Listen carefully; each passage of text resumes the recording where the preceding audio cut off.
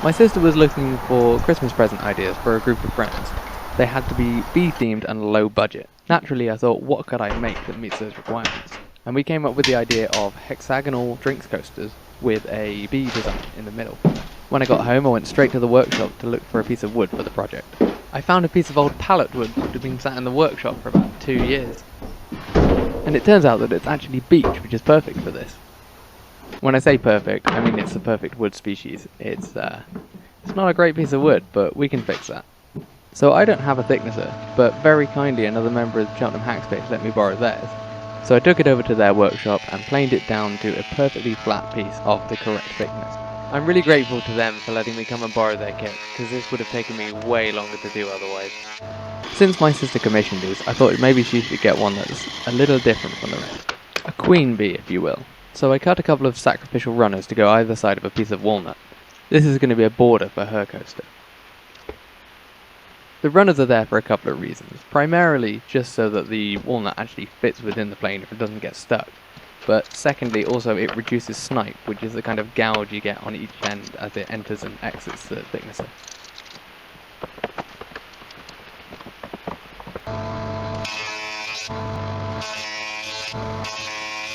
Overnight I wrapped the wood in a plastic bag to try and keep it stable, but unfortunately it did still warp.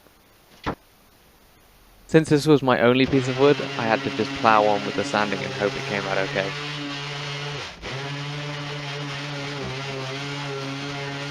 I 3D printed this hexagonal template. I could have marked out the hexagons with a compass and a pencil, but this is going to turn out more consistent.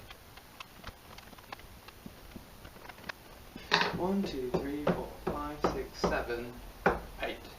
I rough cut the coasters on the bandsaw and then used a disc sander to get them down to final dimension.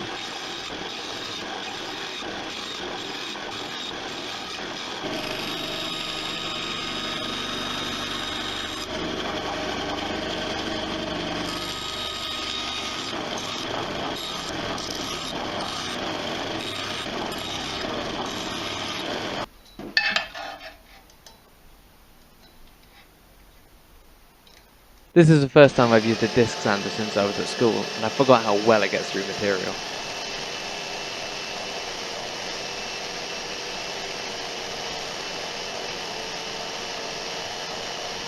After that, it was just enough hand sanding to get rid of the marks from the disc sander.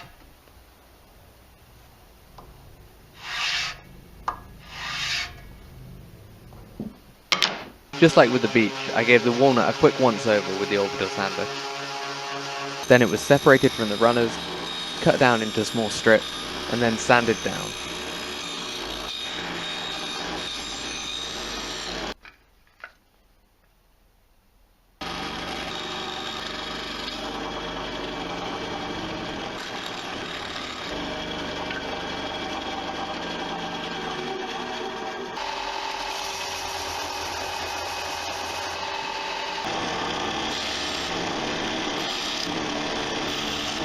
To make life easier for myself, I always made sure that I was gluing up 3 sides at a time, so that I would only be gluing onto one flat surface.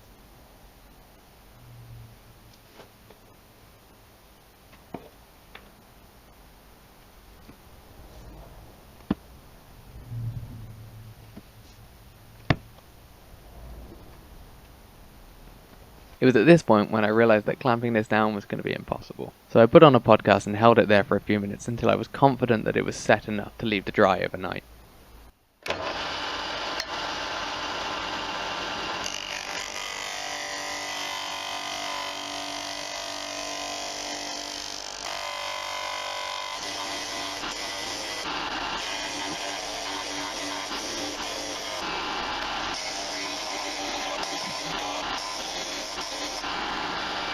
I actually quite like how it looks with just the 3 sides stuck on, but it's the same again for the other 3 to get it to a full border.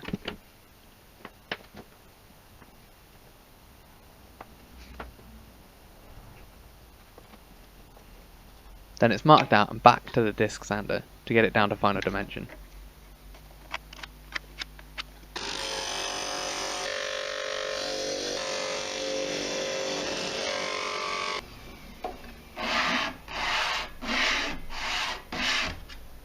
I got out my homemade router table to put a chamfer on all of the edges.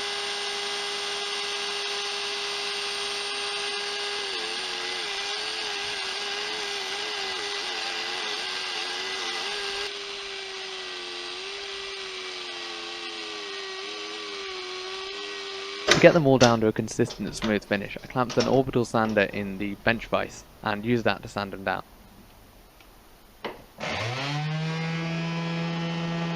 I really should have cleared that bench before doing this. Look at that stuff jiggle.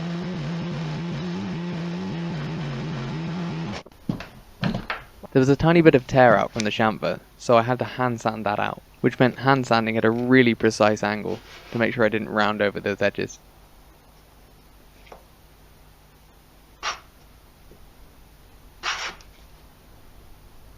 Now comes the scary part for me.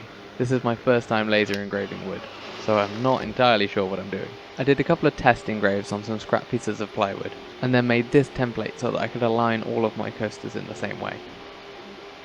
I designed the bee myself in OpenSCAD based on some images that my sister sent me.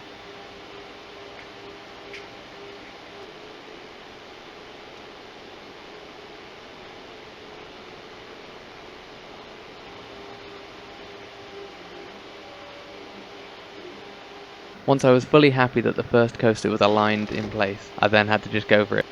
I was terrified I was going to wreck all the work I'd done up to this point.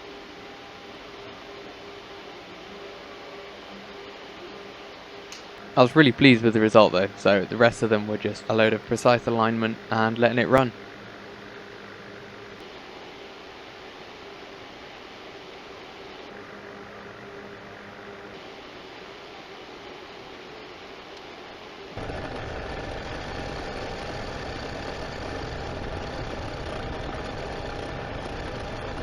Naturally, I kept the queen bee till the end, just in case anything went wrong.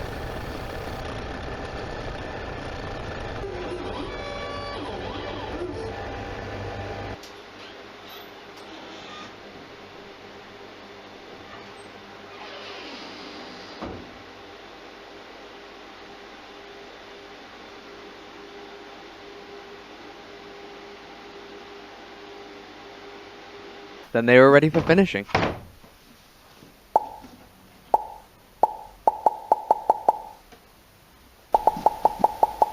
Being drinks coasters, they're definitely going to be exposed to water, so I went with a polyurethane finish.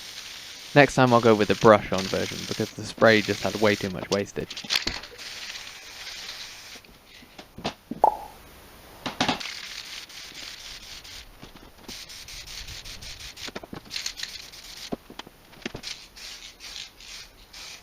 The final finish after 3 coats of the polyurethane spray was actually really bumpy, so I needed to smooth it down. I tried using a very fine sandpaper, but I didn't like how it looked in the end. So I went with what is effectively Scotch-Brite, but is actually just a scourer from a washing up sponge. This is definitely not the best way to do this, but I was in a bit of a rush at the time. Also discovered this cool trick. Yeah! When I made some initial test pieces, I told my sister that she was probably getting the nicest things I've ever made. And to be honest, I stick by that. I think these are really nice. I'm really happy with how they came out.